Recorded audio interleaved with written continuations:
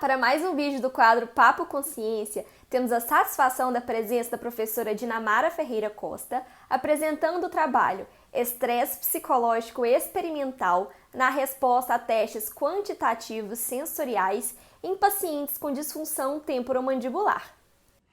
Olá, me chamo Dinamara Ferreira Costa, sou dentista, mestre especialista em disfunção temporomandibular e dor orofacial. Atualmente estou concluindo meu curso de doutorado na USP Campus Bauru, onde fica a Faculdade de Odontologia de Bauru. Os últimos 6 anos da minha vida, que foi esse período de mestrado e doutorado, eu tenho me dedicado ao desenvolvimento de pesquisas na área de disfunção temporomandibular. E o que é a disfunção temporomandibular? Popularmente é conhecido como disfunção da TM ou DTM, né?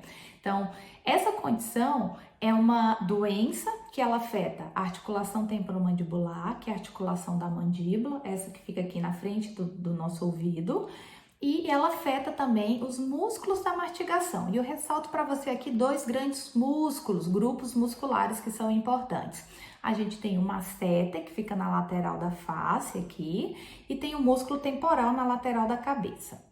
Essa doença, né, a disfunção temporomandibular, ela é caracterizada por dor, que pode ser persistente na região da face, da mandíbula, dor de cabeça, dor no ouvido, e é uma dor que ela piora toda vez que a gente usa a mandíbula, né?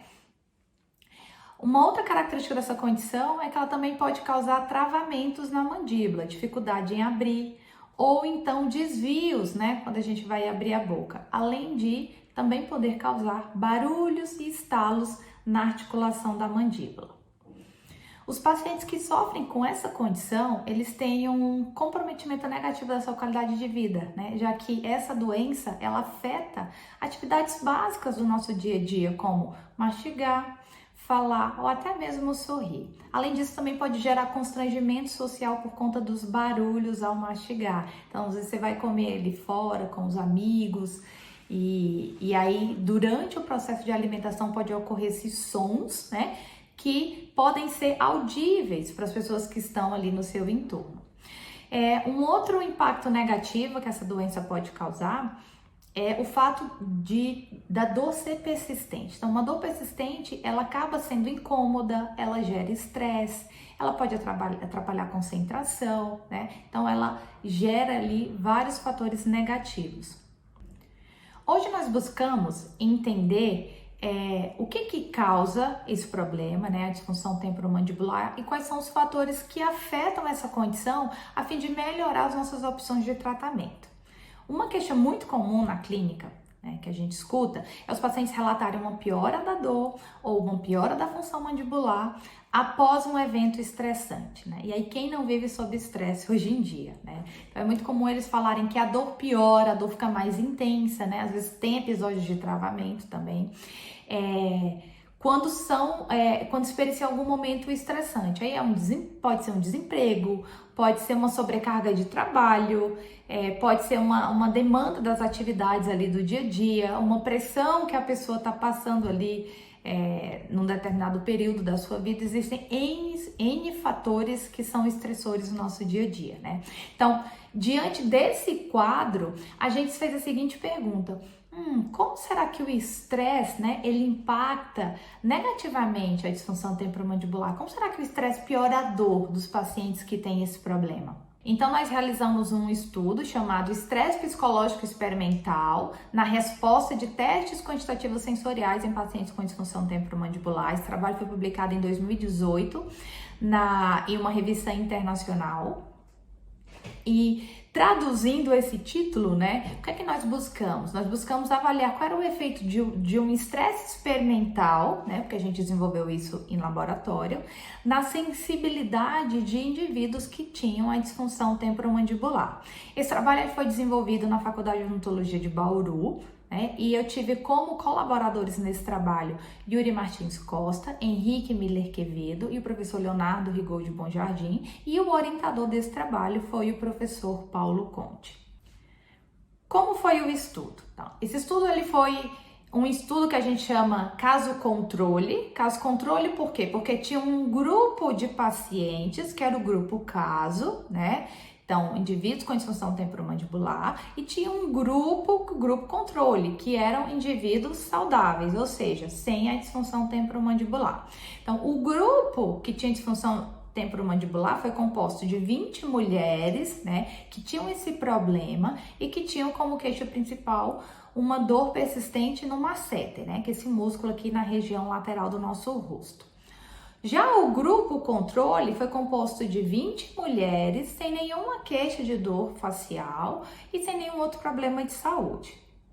E o que nós realizamos? Nós realizamos com esses grupos, né, de participantes, nós realizamos testes de sensibilidades. Como eram esses testes, né? Então, eram testes de sensibilidades que a gente realizava aqui na região do masseter, onde a gente aplicava diferentes tipos de estímulo. Por exemplo, os estímulos de frio e de calor, eles eram aplicados com um Thermode, como vocês estão vendo aqui, né? É uma sonda que aquece e que esfria. E aí a gente pedia para a participante da pesquisa nos avisar quando ela percebesse um estímulo que era frio, quente, ou quando aquele estímulo de frio e de calor se transformasse em dor. Um outro tipo de estímulo que a gente usou foi o estímulo de picada, né? Então, para isso, nós tínhamos uns filamentos de nylon, como vocês estão vendo aí, e esses filamentos de nylon, eles são de diferentes gramaturas. Então, a gente aplicava aqui no rosto da paciente e pedia para ela sinalizar quando aquele estímulo, né, se tornava um estímulo do tipo doloroso, era uma picada dolorosa, tá? E um outro teste que a gente fez foi aplicando um estímulo de pressão. A gente usou um equipamento chamado de algômetro que nos permite medir a pressão aplicada em determinada estrutura, e nesse caso foi o músculo masseter. Então a gente pressionava o equipamento contra o masseter do indivíduo, do participante da pesquisa, e solicitava para a paciente sinalizar quando aquele estímulo de pressão se tornasse doloroso. Após essa bateria de testes, né, de sensibilidade, a gente submeteu todos os participantes a um experimento de estresse para verificar se essa sensibilidade ia ser alterada ou não. O que era esse experimento de estresse? Então, ele consistia nos participantes da pesquisa realizarem cálculos matemáticos de forma rápida, e aí, ao final, eu dava um feedback com o resultado, né? E esse feedback, ele sempre era negativo, falando que ele não tinha atingido, né, a pontuação ali mínima, né, que ele estava abaixo da média. Então, eu pedi para que ele repetisse o teste para melhorar o desempenho, e assim eu pudesse utilizar os dados dele na pesquisa. Ao final da segunda rodada dos cálculos matemáticos, eu dava um outro feedback negativo falando que o desempenho dele ainda tinha sido ruim, né? Então, no final das contas, eu não estava anotando nada, eu estava apenas ali performando, fingindo que eu estava ali tomando nota das respostas dele, né? E quais foram os resultados dessa pesquisa? Nós encontramos que o estresse, ele aumentou a sensibilidade aos estímulos térmicos, e isso aconteceu nos dois grupos, no grupo de pacientes como no grupo de indivíduos saudáveis. Ou seja, o estresse, ele causou ali um aumento da dor, né, a estímulos de frio e de calor. Como explicar esses resultados, né? Então, toda vez que nós somos expostos a um estressor, ocorre a ativação do sistema nervoso autonômico, né, que é um sistema fisiológico do nosso organismo, e ele é responsável em nos manter alerta, né, quando a gente está passando em alguma situação estressora ou que gera ameaça, né? Esse sistema nervoso autonômico é o mesmo sistema que promove um aumento da frequência cardíaca, né, do nosso batimento cardíaco, e nos mantém alerta. Ocorre também a liberação de substâncias inflamatórias ao longo de todo o nosso corpo. Por quê? Porque o nosso corpo entende que, diante de uma situação de estresse, nós estamos sob ameaça. Então, ele libera substâncias inflamatórias, porque caso ocorra uma invasão do nosso corpo, o nosso corpo está pronto para a defesa. E essas substâncias inflamatórias, elas também vão ser liberadas na musculatura, o que poderia explicar aí o aumento da sensibilidade no músculo e a piora da dor, né? Diante de uma situação estressante, diante de uma situação estressante ou estressora.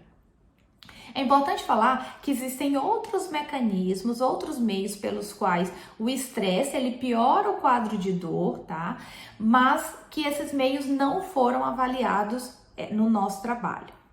Qual que é a importância, então, desses achados? Quando a gente está tratando um indivíduo que tem a disfunção temporomandibular, que sofre com todos esses problemas que eu já relatei para vocês, além das intervenções locais, do tratamento ali da musculatura e da articulação em si mesmo, é importante a gente fazer o controle do estresse ao qual esse paciente está exposto, ou ajudar o paciente a controlar o estresse. Para quê? Para que no final, né, a gente tenha um resultado mais favorável e um melhor controle do quadro doloroso desse paciente. Então, eu encerro minha apresentação aqui agradecendo a você que me acompanhou até o final do vídeo e agradeço mais uma vez o convite realizado pela Liga Acadêmica de Reabilitação Oral e Estética da Universidade Federal de Juiz de Fora, tá? Campus Governador Valadares. Obrigada, gente, e até mais.